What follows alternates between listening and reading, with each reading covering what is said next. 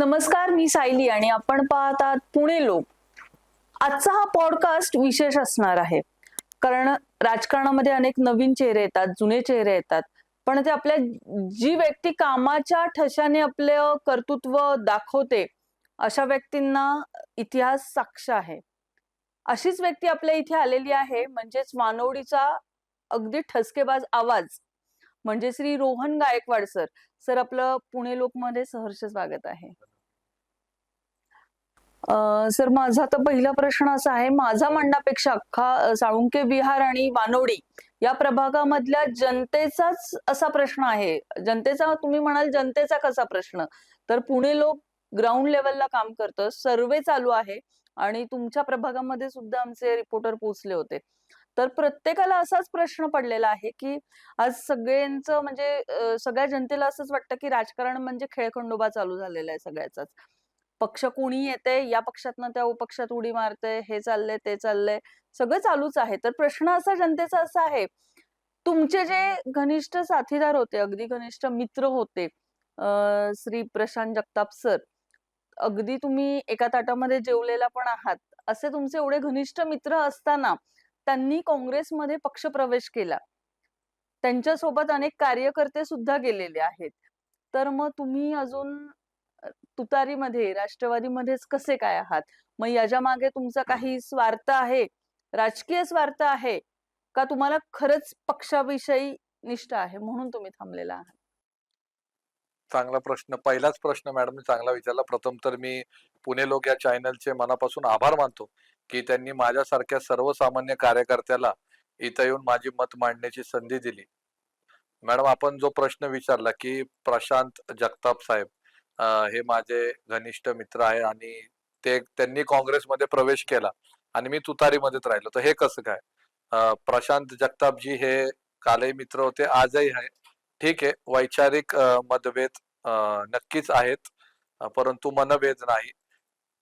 ते काँग्रेसमध्ये गेले हे मला टीव्ही चॅनलच्या माध्यमातून किंवा आपल्या जे मीडिया आहे त्यांच्या माध्यमातून मला कळालं. खरं तर प्रशांत जगतापांनी जेव्हा काँग्रेसमध्ये प्रवेश केला, तर मला अशी अपेक्षा होती की त्यांनी जे त्यांच्या सोबत गेले 6-7 महिन्यापासून मी काम करत आहे आणि मला अपेक्षा होती की कुठंतरी प्रशांत जगतापांनी आम्हाला विश्वासात घेऊन मग त्याच्यानंतर त्यांनी प्रवेश करायला हवा होता. ठीक आहे, तो त्यांचा वैयक्तिक निर्णय. ते मोठे नेते आहेत, शहराचे अध्यक्ष होते, 2-3 वेळा ते नगरसेवक होते, माजी महापौर होते, आमदारकीला पण ते त्यांना चांगलं जनमत पडलं. असं असताना जे सर्वसामान्य कार्यकर्ते तुमच्या सोबत प्रवास करतात, ते तुमच्या बरोबर त्यांचा राजकीय सर्वस्व सगळ्या डिसिजन मध्ये ते तुमच्या सोबत असतात, असं असताना त्यांना विश्वासात न घेता, म्हणजे मला बाकीच्या बद्दल माहिती नाही, परंतु मला तरी माहिती नव्हतं की प्रशांत जगताप हे काँग्रेसमध्ये प्रवेश करणार होते. ज्या दिवशी त्यांनी काँग्रेसमध्ये प्रवेश केला, त्यानंतर टीव्हीच्या माध्यमातून, मीडियाच्या माध्यमातून, इतर सोशल मीडियाच्या माध्यमातून मला कळालं की त्यांनी काँग्रेसमध्ये प्रवेश केलेला आहे. आणि कुठंतरी त्यानंतर देखील मला अनेक जणांकडून हे आलं, किंबहुना बाकीच्या इतर जे आमचे राजकीय पक्षातले जे लोक होते त्यांनी पण मला म्हटले की तुम्ही पण काँग्रेसमध्ये गेला पाहिजे किंवा तुमचा काय विचार आहे. परंतु मी कुठेतरी ठरवलं होतं की मी ज्या पक्षाबरोबर प्रवास आता सुरू केलेला आहे, तर त्याच पक्षासोबत मी पुढचा पण प्रवास करेल. खरं तर माझ्यासाठी खूप अवघड होतं, कारण प्रशांत जगताप हे एकमेव व्यक्ती होते की ज्यांच्या शब्दामुळे मी राष्ट्रवादीमध्ये प्रवेश केला होता, ज्यांच्या शब्दावर विश्वास ठेवून, ज्यांच्या नेतृत्वावर विश्वास ठेवून मी तो प्रवास सुरू केला होता. आणि ते झाल्यामुळे माझं डायरेक्ट असं राष्ट्रवादीमध्ये कुठला दुसरा मोठा नेता नव्हता की जो माझ्यासाठी, माझ्या तिकिटासाठी किंवा माझ्या पुढच्या राष्ट्रवादीच्या प्रवासासाठी तो माझ्यासाठी पुढे शब्द टाकत. असं असतानाही मी खूप मोठी रिस्क घेतली आणि मी माझ्या मनाला विचार केला की नाही बाबा, आपल्याला आता राष्ट्रवादीमध्ये थांबायचंय आणि पुढे काही होईल तर राष्ट्रवादीकडूनच आपल्याला पुढं आपला हा प्रवास सुरू ठेवायचा. त्यामुळं मी जो माझ्यावर विश्वास ठेवला आणि जो राष्ट्रवादीमध्ये थांबलो, त्या निष्ठेचं फळ म्हणजे किंबहुना 6-7 महिनेच झाले. मला 1 जूनला माझा प्रवेश झाला राष्ट्रवादीमध्ये. 6-7 महिन्यातच मला सन्मान्य शरद पवार साहेब असतील, अजितदादा असतील, सुप्रियाताई असतील, अमोल कोल्हे साहेब असतील आणि आमच्या हडपसर विधानसभा मतदारसंघाचे कार्यक्षम आमदार चेतन तुपे पाटील साहेब असतील, यांनी माझ्यावर विश्वास टाकला, माझ्या निष्ठेवर विश्वास टाकला. अनेकांना वाटलं की आता इकडनं सगळी गेली तर वानवडीत तुतारीचा झेंडा कोण धरणार, वानवडीत राष्ट्रवादी बंद होणार का, वानवडीत तुतारी दिसणार नाही का येत्या निवडणुकीला. पण कुठंतरी मी ठरवलं की नाही, मी हा झेंडा घेऊन उभा राहील, मी पक्षासोबत उभा राहील. आणि त्या निष्ठेचं फळ मला आमच्या सर्व वरिष्ठांनी दिलं की मला प्रभाग क्रमांक 18 वानवडी साळुंके विहार मधून 18 ड मध्ये ओपन पुरुष खुल्या गटात मला उमेदवारी दिली. तर त्यामुळं ही खूप मोठी गोष्ट आहे माझ्यासाठी. तुम्ही म्हणालात जसं मी पक्षात राहिलो आणि तुतारीचं चिन्ह वानोडीमधून साळुंके विहारमधून मी लढवणार. तर सर मला अजूनही या प्रश्नाचं उत्तर मिळालेलं नाहीये. तुम्ही वैयक्तिक स्वार्थासाठी तुम्ही थांबलात का पक्षासाठी थांबलात? आता माझ्यासाठी तर वैयक्तिक स्वार्थ काहीच नाही, कारण माझ्यासाठी म्हणजे माझा तर राजकीय प्रवास ही माझी पहिलीच निवडणूक आहे जी मी लढतोय. आणि तुम्ही जर पाहिलं माझे विरोधक जे आहेत ते प्रस्थापित आहेत, ते अनेक वर्षाचा त्यांना दांडगा अनुभव आहे, त्यांच्याकडे पैसा आहे, धनशक्ती आहे, त्यांच्याकडे लोक आहेत, त्यांच्याकडे मीडिया आहे, त्यांच्याकडं इन्फ्रास्ट्रक्चर आहे लढण्यासाठी, त्यांच्याकडे यंत्रणा आहे, त्यांच्याकडे महापालिका प्रशासन देखील आहे. मग माझ्याकडे जर पाहिलं तर मी एक सर्वसामान्य कुटुंबातील सर्वसामान्य कार्यकर्ता आहे, ज्याच्याकडे फक्त आणि फक्त जनतेचा आशीर्वाद आहे, जनतेची मत आहे, आणि माझ्या कामाच्या जोरावर मी मत मागायला निघालेलो आहे. मला माहिती आहे की धनशक्ती विरुद्ध जनशक्ती, प्रस्थापित विरुद्ध कार्यकर्ता अशी ही निवडणूक तुम्हाला पाहायला भेटल.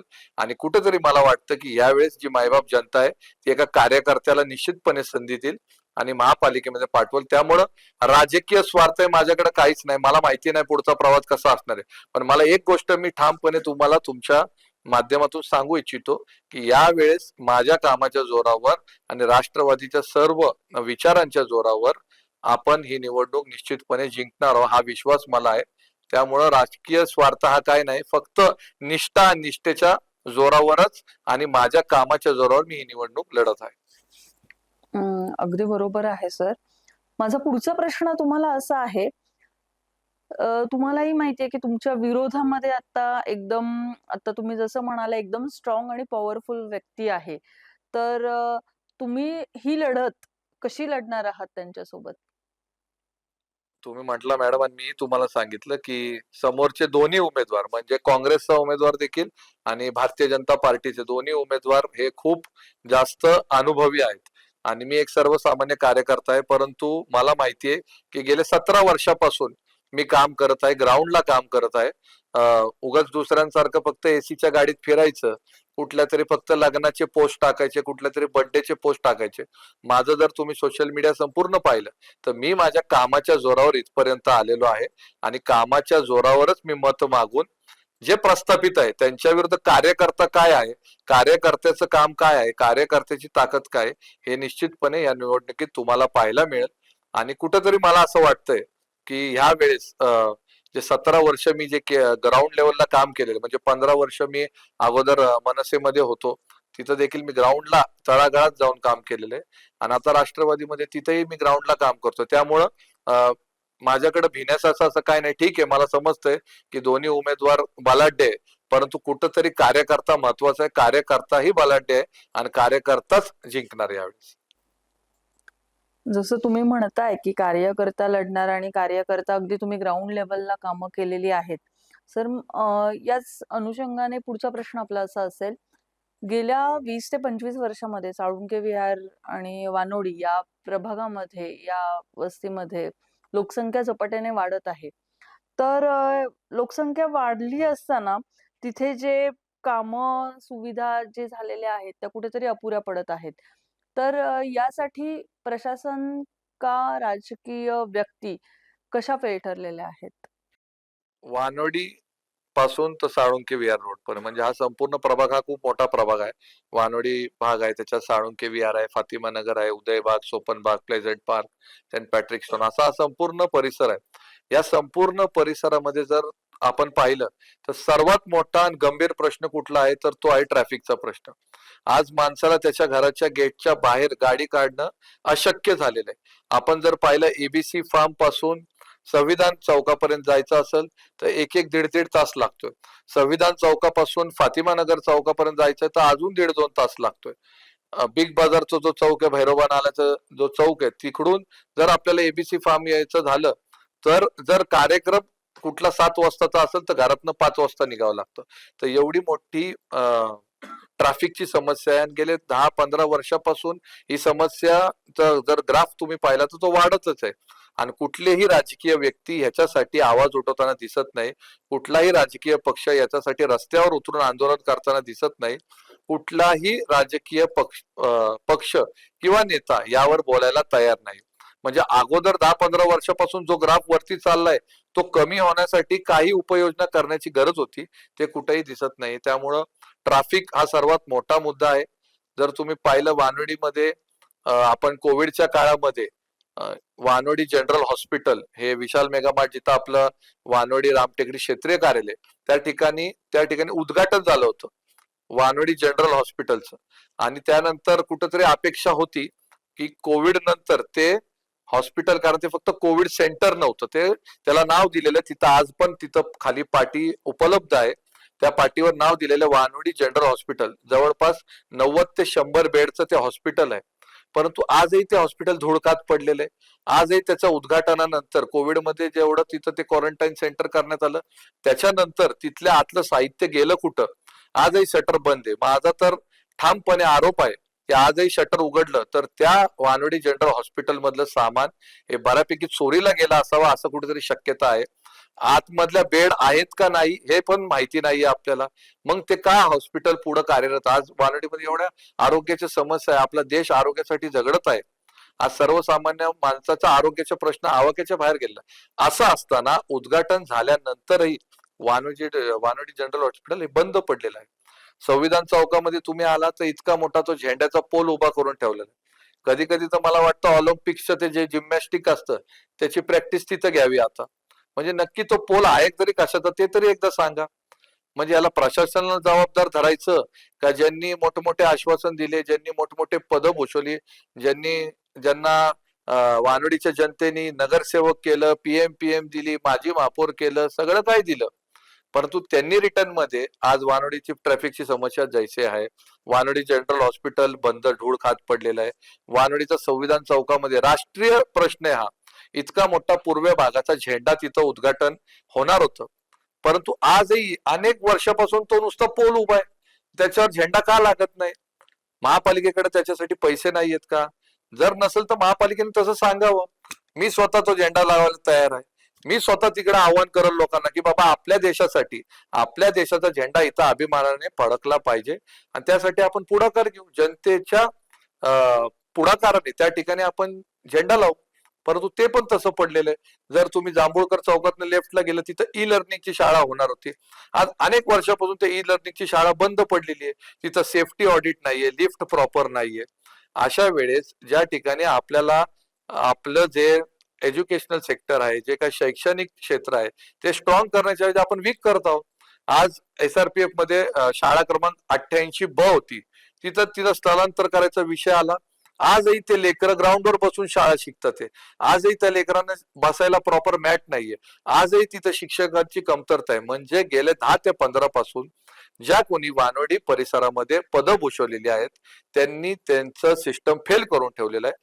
आणि कुठलेही डेव्हलपमेंटचं काम हे वानवडीमध्ये नवीन काय प्रोजेक्ट आले सांगावं मला इथल्या नगरसेवकांनी, माजी नगरसेवकांनी. कुठेही काही झालेलं नाहीये. जसे पूर्वीचे जे विषय होते ते देखील आजही तेच विषयामध्ये वानवडीची जनता त्रस्त झाली आणि कुठंतरी यावेळेस वानवडीची जनता बदल घडवल आणि एका कार्यकर्त्याला संधी देईल हे मी तुमच्या माध्यमातून सांगू इच्छितो.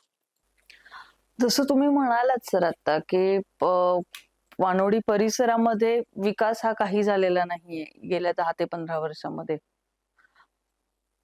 मला असा मुद्दा विचारायचा आहे, ह्या 10-15 वर्ष ही जी सत्ता होती, आता भले पक्ष बदलला असेल अगदी निवडणुकाच्या तोंडांवर, पण तो जो कार्यकर्ता होता किंवा ते जे नगरसेवकांचं पद होतं हे तुमच्याच पक्षाचा माणूस होता तिथे. आता त्यांनी पक्ष बदललेला आहे. मग तेव्हा प्रश्न का नाही विचारला गेला हा? तेव्हा तुमचीच व्यक्ती होती तर तुम्ही तिथे क्वेश्चन मार्क का नाही आणला की बाबा हे कामं झालेली नाहीयेत? याच्या मागचं कारण काय? बरोबर बोला मॅडम तुम्ही. मी तुम्हाला सांगू इच्छितो, मी जेव्हा 15 वर्ष मनसेमध्ये होतो, माझी मनसेमधली ओळख म्हणजे हा आंदोलनाचा कार्यकर्ता आहे. आंदोलन करणारा कार्यकर्ता म्हणजे रोहन गायकवाड, ही माझी ओळख आहे. आणि तीच ओळख मी आजपर्यंत माझी टिकवून ठेवलेली आहे. जसं तुम्ही म्हटलं की तेव्हा तुम्ही ते तुमच्याच पक्षाचे होते, तेव्हा तुम्ही आवाज नाही उठवला, आता तुम्ही आवाज उठवताय का आता ते दुसऱ्या पक्षात गेले? असं नाहीये. ह्याच्यासाठी मी तुम्हाला स्पष्टपणे सांगून घेतो. वानवडी जनरल हॉस्पिटलसाठी मी आंदोलनं केलेली आहेत. माझ्याकडे त्याचा पत्र व्यवहार आहे. माझ्याकडे त्याचे आरटीआयचे सर्व माहिती अधिकाराची सर्व माहिती आहे. त्यावर देखील मी वानवडी जनरल हॉस्पिटलचं आंदोलन मी केलेलं आहे. संविधान चौकातला जो झेंडा आहे त्याच्यासाठी इव्हन मी जेव्हा राष्ट्रवादी मनसेमधून राष्ट्रवादीमध्ये मनसेमध्ये सर्वात जास्त 4 आंदोलन मी त्या झेंड्यासाठी केले. इव्हन झेंडा घेऊन मी महापालिका आयुक्त जे होते त्या आयुक्तांकडे झेंडा घेऊन त्यांना भेट द्यायला गेलो होतो. राष्ट्रवादीमध्ये आल्या देखील मी त्यासाठी पत्र व्यवहार केला आणि त्याचे सर्व पुरावे माझ्याकडे उपलब्ध आहेत. त्याच्यानंतर जे मी ई लर्निंगची शाळा म्हटलो, शाळा क्रमांक 88 ब जी SRPF ची शाळा आहे, ज्याच्यासाठी ज्याला वाचवण्याचा प्रयत्न मी केला, त्याच्यासाठी देखील मी आंदोलन अगोदर केलेले. तर असं नाहीये की आता ते तिकडे निघून गेले त्याच्यामुळे त्यांच्या विरोधात कुठेतरी बोलायचं, त्यांच्या विरोधात माध्यमामध्ये बोलून TRP वाढवायचंय. तेव्हा देखील मी आंदोलन केली. आज देखील मी त्यासाठी झगडत आहे. तुम्ही पक्षात राहूनच आंदोलन केली होती का? मी मनसेमध्ये होतो तेव्हा ही सगळी आंदोलनं केली होती. मग माझा ज्यावेळेस प्रश्न आहे, ज्यावेळेस मी राष्ट्रवादीमध्ये आलो तेव्हा देखील मी या सर्व प्रश्नांसाठी महापालिकेमध्ये पत्र व्यवहार केलेला आहे. त्याचे पुरावे देखील माझ्याकडे आहे की मी तिथं हे पण नमूद केलेलं आहे की यावेळी मी आंदोलनं केली होती, तर ह्याचा फॉलोअप म्हणून मी हे पत्र देतोय. कुठंतरी ही कामं आता झाली पाहिजे. तर त्यावेळेस मला त्यांच्याकडनं पण हेच सांगण्यात आलं की आता प्रशासन बसलेलं आहे, तेवढा निधी उपलब्ध नाहीये महापालिकेकडं, पण येणाऱ्या काळामध्ये आपल्याला निधी उपलब्ध होऊन हे सर्व कामं केली जातात. बरोबर आहे सर. माझा पुढचा प्रश्न असा आहे तुम्हाला, रस्ते, ड्रेनेज, पाणी आणि अनधिकृत बांधकाम हे आपण प्रश्न वर्षानुवर्ष ऐकतच आहोत. आजही लोकांना वाटतं की सगळे नेते सारखेच आहे. तर याच्यावर तुम्ही काय बोलाल की तुमचं वेगळेपण काय आपण दाखवू शकतो? रस्ते, ड्रेनेज, पाणी ह्याच्यासाठी पूर्वीपासून निवडणुका त्याच्यावरच सुरू आहे आणि दुर्दैवाने आज देखील वानवडीमध्ये देखील त्याच्यावरच निवडणुका सुरू आहे. कुठेही वानवडीमध्ये आपण ट्रॅफिकसाठीच झगडतोय. आपण तेच प्रश्न घेऊन वानवडीच्या जनतेसमोर जातोय की बाबा आम्ही निवडून आल्यावर आम्ही ट्रॅफिकचा प्रश्न सोडू, आम्ही मेट्रो आणू, आम्ही फ्लायओव्हर बांधू, ह्याच प्रश्नांसाठी आपण घेऊ. खरं पाहता गेलं तर नगरसेवक हा रस्ते, ड्रेनेज, पाणी हे तर करतच असतो आणि ते त्याचं कर्तव्य आहे, ते त्याचं काम आहे. परंतु नगरसेवकाचं काम हे देखील आहे की त्याच्या भागातील जनतेसाठी नवीन नवीन प्रोजेक्ट आले पाहिजे. महापालिकेचे जे अम्युनिटी स्पेस आहे तिथं नवीन प्रोजेक्ट उभे राहिले पाहिजे, जेणेकरून त्याच्या भागातली जी जनता आहे, त्याच्या भागातली जे लोक आहे त्यांच्यासाठी ते उपयोगी पडले पाहिजे. परंतु वानवडी, साळुंकी विहार या प्रभागामध्ये जर तुम्ही मागचं ग्राफ पाहिलेला आहे तर कुठंतरी तेच प्रश्नावर आपण काम करतो होतो. तिथंच खड्डे खणतोय, तिथंच पाईप टाकतोय, परंतु नवीन प्रोजेक्ट कुठेही आलेले नाही. त्यामुळे ज्या वेळेस मी निवडून येईल त्यावेळेस रस्ते, पाणी, ड्रेनेज, ट्रॅफिक यावर तर मी काम करलच, परंतु त्याच्याबरोबर जे वानवडीमध्ये ज्या एम्युनिटी स्पेस उपलब्ध आहे, जसं आज वानवडीमध्ये लेकरांना खेळण्यासाठी जागा नाही, त्यामुळे वानवडीमध्ये कुठंतरी लेकरांना एक चांगलं प्लेग्राऊंड व्हावं अशी माझी इच्छा आहे. आणि त्याचबरोबर लायब्ररी असेल, हॉस्पिटल असेल, अग्निशामक केंद्र असेल, वानवडीचं पोलीस स्टेशन जे अनेक वर्षा पहिले आश्वासन दिलं होतं की ते इथं येणार आपल्या संविधान चौकाच्या त्या भागामध्ये, आज देखील वानवडी पोलीस स्टेशन तिकडं आपलं हडपसरच्या किर्लोस्करचा आपण जो ब्रिज उतरतो तिथे. त्यामुळं कुठंतरी मी जर निवडून आलो तर निश्चितपणे नवीन प्रोजेक्ट वर देखील भर देण्यात येईल. खूप छान सर. माझा पुढचा प्रश्न असा आहे, जर तुम्ही निवडून आलात तर पहिलं तुमचं काम काय असेल? जर मॅडम मी निवडून आलो तर पहिलं काम जे मला करायचंय ते, जसं मी म्हणलो की मूळ प्रश्नावरच आजपर्यंत वानवडीची जनता झगडत आहे, तर कुठंतरी ट्रॅफिक हा सर्वात वानवडीकरांचा जिव्हाळ्याचा प्रश्न झालाय, ते सोडवण्याचा माझा प्रथम प्रयत्न असेल आणि त्याचबरोबर वानवडीच्या जनतेसाठी नवीन प्रोजेक्ट आणण्याचा. खूप छान सर. आपण एक छोटासा जाताचा गेम खेळूयात. फक्त येस और नो उत्तर द्या मला. राजकारणात पैसा मोठी भूमिका बजावतो. नाही. सामान्य माणसाचा आवाज दाबला जातो. नक्कीच. असं असं का? कारण राजकीय जे पक्ष आहेत किंवा जे राजकीय व्यक्ती आहेत ते कुठंतरी त्यांचं अस्तित्व टिकवण्यासाठी सामान्य माणसाचा आवाज दाबतात, असं माझं मत आहे. मग नगरसेवक या पदाचा उपयोग काय? नगरसेवक जर चांगले निवडून आले, काम करणारे आले, जनतेचा आवाज महापालिकेत पोहोचवणारे आले, तर निश्चितपणे सामान्य माणसाचा आवाज महापालिकेत जाईल. प्रशासन जनतेपेक्षा फाईल्स ज्या असतात तुमच्या त्याला महत्व देतं. हो, नक्कीच. तुम्ही कधी तडजोड नाकारली आहे का? नाही. 2026 नंतर वानोडी साळुंके विहार प्रभाग बदलेल का? 100 नाही, 200%. खूप छान सर. जाता जाता तुमच्या जनतेला संदेश द्यायचा असेल तर तुम्ही काय संदेश द्याल? मी पुणे लोक या न्यूज चॅनलच्या माध्यमातून जनतेला एकच आवाहन करतो. आव्हानपेक्षा मी विनंती करतो, की येणाऱ्या 15 तारखेला जी निवडणूक आहे, त्यामध्ये आपण एका सर्वसामान्य घरातल्या, सर्वसामान्य कुटुंबातल्या काम करणाऱ्या कार्यकर्त्याला तुम्ही संधी द्या. सुशिक्षित व्यक्तीला, युवांना तुम्ही एक संधी द्या. येणाऱ्या काळामध्ये जर वानवडी साळुंके विहार मध्ये आपल्याला जर डेव्हलपमेंट हवी असेल, तर निश्चितपणे तुम्ही रोहन गायकवाड या कार्यकर्त्याला एक संधी द्या. निश्चितपणे वानवडीच्या जनतेचा आवाज हा महापालिकेमध्ये घुमल्याशिवाय राहणार नाही. आजच्या पॉडकास्ट मधून हे स्पष्ट होतं की जेव्हा सामान्य जनतेचा आवाज दाबला जातो तेव्हा अधिक प्रभुत्व असलेलं आणि अधिक कणखर असं नेतृत्व जन्माला येतं. आणि असेच सरांची आपल्या ओळख झालेली आहे आणि सरांची छबी पण उमटून दिसत आहे. सर तुमच्या पुढच्या कारकिर्दीसाठी पुणे लोककडून खूप खूप शुभेच्छा धन्यवाद. आणि धन्यवाद.